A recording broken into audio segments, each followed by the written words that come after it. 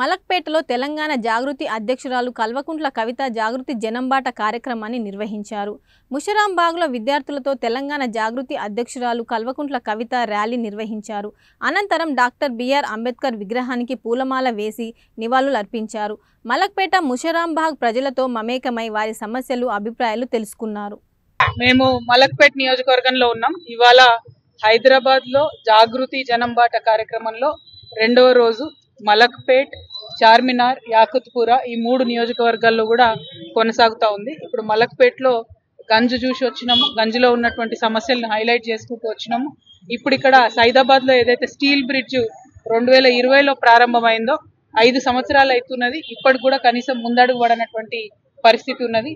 ఎక్కడ కూడా మేము హైదరాబాద్ మహానగరంలో జిహెచ్ఎంసీ ఏరియాలో పెండింగ్ ఉన్న ఏ బ్రిడ్జ్ దగ్గరికి పోయినా కూడా విపరీతంగా యాక్సిడెంట్లు అయ్యి జనాలు ప్రాణాలు కోల్పోతా ఉన్నారు. కాబట్టి ఇట్లాంటి బ్రిడ్జిలు పెండింగ్ పెట్టకుండా తొందరగా చేసుకుంటే బాగుంటది.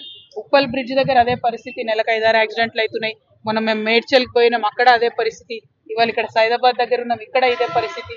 అంటే ఇవి మంచి కార్యక్రమాలు, కానీ ఆలస్యం అవడంతో ప్రజలకు ఇబ్బంది, ఒక పక్క ప్రాణ నష్టం జరుగుతుంది. కాబట్టి ప్రభుత్వం ఫోకస్ పెట్టి తొందరగా ఈ బ్రిడ్జిల్ని పూర్తి చేయాలి, ట్రాఫిక్ సమస్య తీర్చాలని చెప్పి నేను డిమాండ్ చేస్తా ఉన్నాను. అదేవిధంగా మలక్పేట్కి ఎంటర్ కాగానే మరి ఆడపిల్లలందరితో కూడా కలిసి పెద్ద ఎత్తున స్కూటీలు ఇవ్వాలనేటటువంటి కార్యక్రమాన్ని కూడా చేయడం జరిగింది.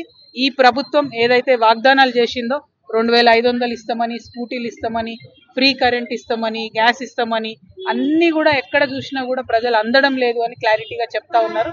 కాబట్టి ప్రభుత్వాన్ని మేము ఒకటే డిమాండ్ చేస్తున్నాం, మీరు 6